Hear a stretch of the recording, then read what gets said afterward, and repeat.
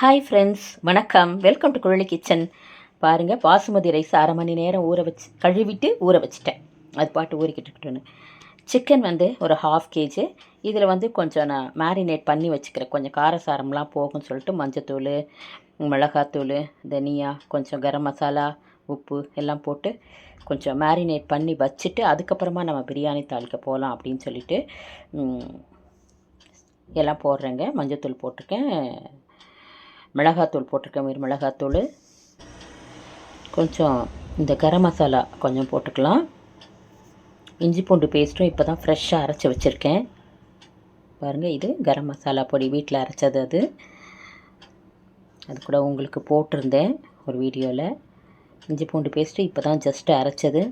அதையும் போட்டு ஒரு ஸ்பூனு நம்ம மேரினேட் பண்ணி வச்சுக்கலாம். கொஞ்சம் நல்லா காரசாரம் ஏறி சூப்பராக இருக்கும் பிரியாணியில். அதனால் இதை வச்சுட்டு அதுக்கப்புறமா நம்ம தாளிக்கிறதுக்கு போகலாம். நான் மட்டன் சுக்கா கூட செஞ்சேன். இப்போ தான் வீடியோ போட்டுட்டேன் ஆல்ரெடி. நான் இதை பெசரி வச்சுட்டு அது செஞ்சுட்டு அப்புறம் தான் நான் பிரியாணி தாளித்தேன். இப்போ இது வச்சாச்சு, இது மேரினேட் பண்ணி வச்சாச்சு. அரிசியும் கழுவிட்டு ஊற வச்சுருக்கிறேன், பாசுமதி ரைஸும் அது அப்படியே இருக்கட்டும். இப்போ நம்ம தாளிச்சிக்கலாம். இது உப்பு போடலை இல்லைங்களா, உப்பு கொஞ்சம் போட்டுக்கலாம். நம்ம அப்புறமா குழம்புல போடுவோம். இப்போ இது கொஞ்சம் சும்மா இது ஊறுறதுக்காக வேண்டி கொஞ்சமாக போட்டுக்கிறேன். தாளிக்கிறதுல பாருங்கள், நான் எண்ணெய் ஊற்றிட்டு இந்த பட்டை மசாலா, லவங்கம், ஏலக்காய், பட்டை இது தாளிச்சிட்டு பச்சை மிளகா ஒரு 4 போட்டிருக்கேன். வெங்காயம் ஸ்கிப் ஆகிடுச்சு, வீடியோ ஆன் பண்ணாமே எடுத்தாச்சு. அதனால் அந்த ஒரே ஒரு கிளிப்பு மிஸ் ஆகிடுத்து.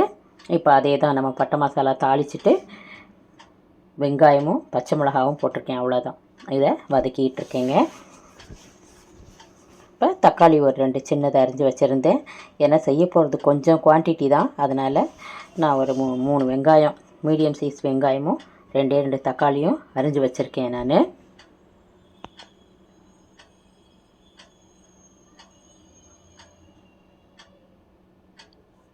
நல்லா இதை வதக்கிக்கலாம். நம்ம எப்போதும் பிரியாணிக்கு போடுற மாதிரி கொத்தமல்லி, புதினா எடுத்து வச்சுருக்கிறேன், லெமன் எடுத்து வச்சுருக்கிறேன். இப்போ இது நல்லா வதக்கிட்டு நம்ம கொத்தமல்லியும் புதினாவும் போட்டுக்கலாம்.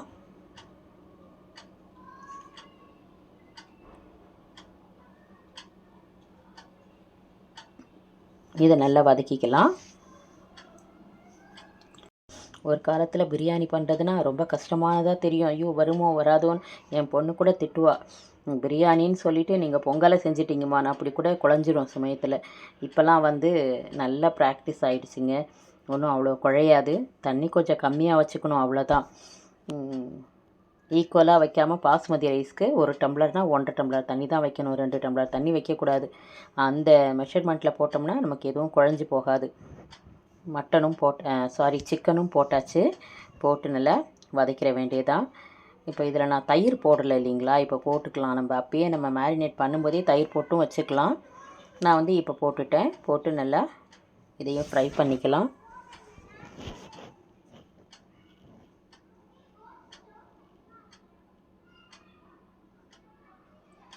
கொஞ்சமாக இருக்கிறதுனால நான் இந்த பேன்லேயே பண்ணிட்டேன். நான் இல்லாட்டினா பெரிய குக்கரில் பண்ணலாம், ஒரு 3 அழாக்கு 4 அழாக்குனா அதில் அந்த குக்கரில் பண்ணலாம். இல்லை இது கூட இருக்குது, ஈயச்சட்டி கூட இருக்குது. நம்ம இதில் தேவையான அளவு உப்பு போட்டுக்கிறோங்க. உப்பு போட்டு நல்லா பரட்டிக்க வேண்டியதுதான்.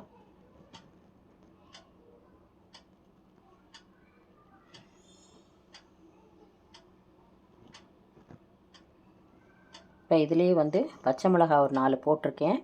நம்ம தேவையான அளவு காரம் போட்டுக்கலாம். நான் ஒரு 1 டீஸ்பூன் சில்லி பவுட்ரு போட்டுக்கிட்டேன். நான்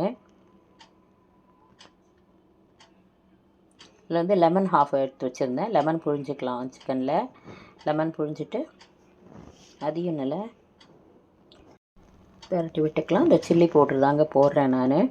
கொஞ்சம் உங்களுக்கு காரத்துக்கு எவ்வளோ தேவையோ அது போட்டுக்கலாம்.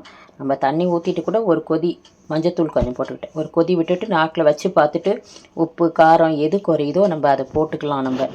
நம்ம காரத்துக்கு தகுந்த மாதிரி. இது கரம் மசாலா கொஞ்சம் போட்டுக்கிட்டேன். இப்போ எல்லாம் போட்டாச்சுங்க. உப்பு, கரம் மசாலா, லெமன் ஒண்டி தான் புழியணும். உப்பு காரம் எல்லாம் போட்டாச்சு. சிக்கன் தானுங்களே நல்லா வெந்துடும். இப்போ இதில் லெமனும் புழிஞ்சாச்சு. புழிஞ்சிட்டும் நல்லா பரட்டி விட்டுட்டு தண்ணி வந்து அதாங்க 1 டம்ளர் அரிசினா 1.5 டம்ளர் தண்ணி வச்சா போதும். கரெக்டாக இருக்குது. நல்லா பொலன்னு சூப்பராக வருது பிரியாணி.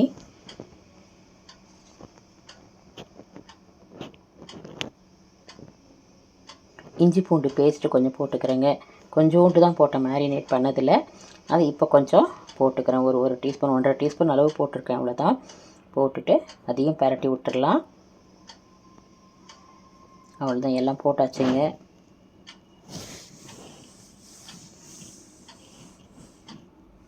இப்போ வந்து நம்ம கொஞ்சம் கிளறி விட்டுட்டு தண்ணி ஊற்றிக்கலாம். நம்ம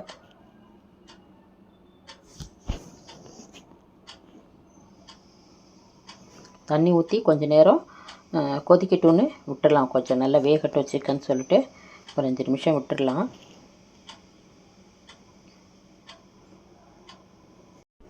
ஒரு 5 நிமிஷம் மூடி வச்சு விட்டுட்டு அதுக்கப்புறம் நம்ம அரிசி போட்டுக்கலாம். இப்போ இந்த ஸ்டேஜில் வந்து நீங்கள் உப்பு பார்த்துக்கலாம். உப்பு காரம்லாம் சரியாக இருக்கா அப்படின்னு பார்த்துட்டு பத்தலைன்னா உப்போ இல்லை காரமோ போட்டுக்கலாம். நம்ம போட்டுட்டு கிளறி வச்சிடலாம்.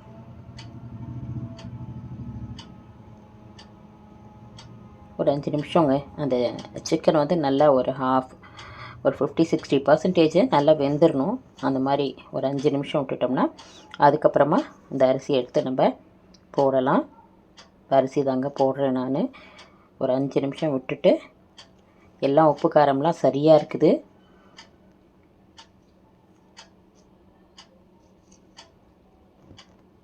கொஞ்சம் பிரியாணியில் வந்து உப்பு வந்து கொஞ்சம் நல்லா நாக்கு குறைக்கிற மாதிரி இருக்கணும். இந்த அரிசி போட்டோன்னே அப்போ கரெக்டாக இருக்கும் நமக்கு. அவ்வளோதாங்க. இதுக்கப்புறம் நான் சின்ன ஸ்டவ்வில் வச்சு சிம்மில் வச்சுட்டேன். நான் ஃபஸ்ட்டு பெரிய ஸ்டவ்வில் தான் வச்சேன். அதுக்கப்புறம் மாற்றிட்டேன். கொஞ்சம் சின்ன பர்னரில் வச்சுட்டு இரும்பு தோசைக்கல் இருக்குது, அந்த தோசைக்கல் வச்சு அது மேலே வச்சுட்டு அழகாக ஒரு 10 மினிட்ஸ் அப்படியே வச்சுட்டேன் சிம்மில். நம்ம திறந்து கூட பார்த்துக்கலாம் அது வெந்துருச்சான்னு சொல்லிவிட்டு. கொஞ்சம் உப்பு பத்தலை, அதான் போட்டுக்கிறேன் நான். உப்பு போட்டு கொஞ்சம் கிளறி விட்டுடலாம்.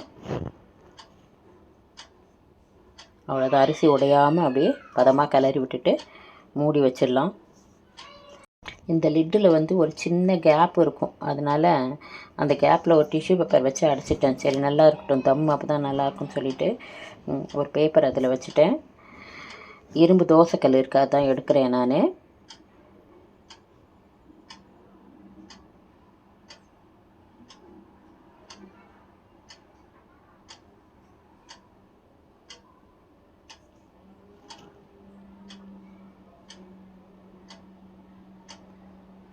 இப்போ தோசைக்கல் வச்சுட்டு கொஞ்சம் சூடாகட்டுன்னு அதுக்கப்புறம் நான் வந்து சின்ன பர்னரில் வச்சு சிம்மில் வச்சுட்டு மூடி வச்சுட்டேங்க.